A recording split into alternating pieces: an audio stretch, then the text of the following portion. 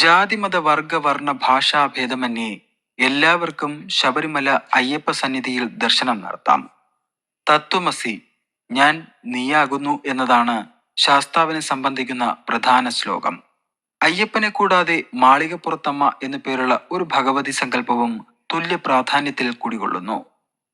ഉപദേവതകളായി ഗണപതി, പരമശിവൻ, ബാവരസ്വാമി, വലിയ കടുത്തസ്വാമി, കൊച്ചു കടുത്തസ്വാമി, കറുപ്പസ്വാമി, നവഗ്രഹങ്ങൾ, നാഗദൈവങ്ങൾ എന്നിവർക്കും പ്രത്യേകം സന്നിധികളുണ്ട്. ശബരിമലയിലെ ആചാരങ്ങൾ ശൈവമതം, വൈഷ്ണവമതം, ശാക്തേയം, ശ്രമണ എന്നിവയുടെ ഒരു സമ്മിശ്രണമാണ്. പഞ്ചലോഹത്തിൽ പൊതിഞ്ഞ 18 കരിങ്കൽ പടികളോടുകൂടിയ ചെറിയൊരു ക്ഷേത്രവും അതിനു മുകളിലായി സ്വർണം പൂശിയ 2 ചതുര ശ്രീകോവിലുകളുമാണ് ശബരിമലയിലുള്ളത്. ഏകദേശം 3 കോടിയിലധികം ഭക്തരാണ് ഓരോ വർഷവും മണ്ഡല മകരവിളക്ക് തീർത്ഥാടനത്തിനെത്തുന്നത്. ചില കണക്കുകളിൽ ഇവ 5 കോടിയോളം വരുമെന്നും പറയപ്പെടുന്നു. സമുദ്രനിരപ്പിൽ നിന്നും ഏകദേശം 480 മീറ്റർ ഉയരത്തിലാണ് ശബരിമല ക്ഷേത്രം സ്ഥിതി ചെയ്യുന്നത്. കേരളത്തിലെ ഏറ്റവും വലിയ 3ാമത്തെ നദിയായ പമ്പാ നദിയുടെ ഉത്ഭവം ശബരിമലയ്ക്കടുത്തു നിന്നാണ്. ക്ഷേത്രത്തിൽ നിന്ന് ഏകദേശം 5 കിലോമീറ്റർ തെക്കു പടിഞ്ഞാറ് ഭാഗത്തായി പമ്പാ നദിയിൽ ഒരു സ്നാനഘട്ടമുണ്ട്. തിരുവിതാംകൂർ ദേവസ്വം ബോർഡിന് കീഴിലുള്ളതാണ് ഈ ക്ഷേത്രം.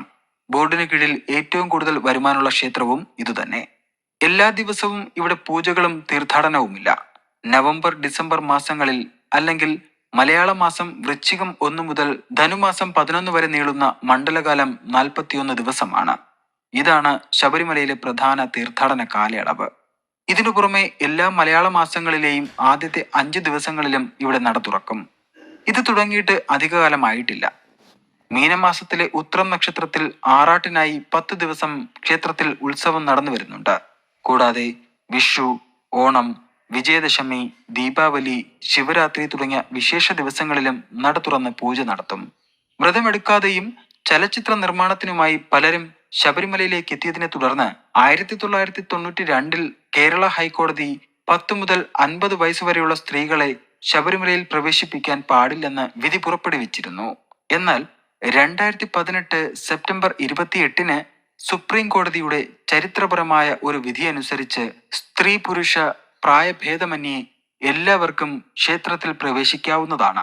ഈ വിധി വൻ വിവാദങ്ങൾക്ക് വഴിതെളിച്ചിരുന്നു. 3 പതിറ്റാണ്ട് നീണ്ട നിയമ പോരാട്ടത്തിനു ശേഷമാണ് എല്ലാ പ്രായത്തിലുമുള്ള സ്ത്രീകൾക്ക് ശബരിമലയിൽ പ്രവേശനം അനുവദിച്ച് സുപ്രീം കോടതി വിധി പ്രഖ്യാപിക്കുന്നത്. ശബരിമലയിൽ യുവതികൾ പ്രവേശിക്കുന്നത് ആചാരങ്ങൾക്കും വിശ്വാസത്തിനും എതിരാണെന്നും അത് ഭരണഘടനാ വിരുദ്ധമാണെന്നും പറഞ്ഞ് 1991 ഏപ്രിൽ 5 സ്ത്രീ പ്രവേശനം നിരോധിച്ചുകൊണ്ട് ഹൈക്കോടതി വിധി പ്രസ്താവിച്ചിരുന്നു. 15 വർഷത്തിനു ശേഷം 2006 യങ് ലോയേഴ്സ് അസോസിയേഷൻ ശബരിമലയിൽ എല്ലാ പ്രായത്തിലുള്ള സ്ത്രീകൾക്കും പ്രവേശനം ആവശ്യപ്പെട്ട് സുപ്രീം കോടതിയിൽ ഹർജി നൽകി. 2019 ജനുവരി 2 ശബരിമലയിൽ 50 വയസ്സിനു താഴെയുള്ള യുവതികൾ പ്രവേശിച്ചു. ബിന്ദു, കനകദുർഗ എന്നിവരാണ് അന്ന് പ്രവേശിച്ചത്. 2008 കേരള സർക്കാർ സുപ്രീം കോടതിയിൽ നൽകിയ സത്യവാങ്മൂലത്തിൽ ശബരിമല ബുദ്ധക്ഷേത്രമാണെന്ന് പറഞ്ഞിരിക്കുന്നു. ബുദ്ധക്ഷേത്രം ഹൈന്ദവവൽക്കരിക്കപ്പെട്ടത് എന്നാണെന്ന് കൃത്യമായി പറയാൻ സാധിക്കില്ല. എങ്കിലും ലഭ്യമായ ചരിത്ര വസ്തുതകൾ പരിഗണിക്കുമ്പോൾ 15-16 നൂറ്റാണ്ടുകളിൽ ശൈവ വൈഷ്ണവ പ്രസ്ഥാനങ്ങളുടെ രമ്യതയ്ക്കു ശേഷമാണ് ഇതുണ്ടായതെന്നാണ് അനുമാനം.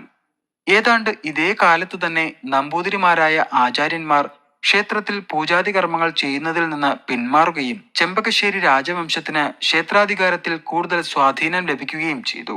കുറച്ചു കാലത്തേക്ക് ബുദ്ധമതാചാരങ്ങൾ തുടർന്നെങ്കിലും പിന്നീട് വന്ന തലമുറയിലെ തീർത്ഥാടകർ അയ്യപ്പനും ബുദ്ധനും തമ്മിലുള്ള വ്യത്യാസം പരിഗണിക്കാതെ രണ്ടുപേരെയും ഒന്നായി കണ്ടെന്ന് കരുതണം.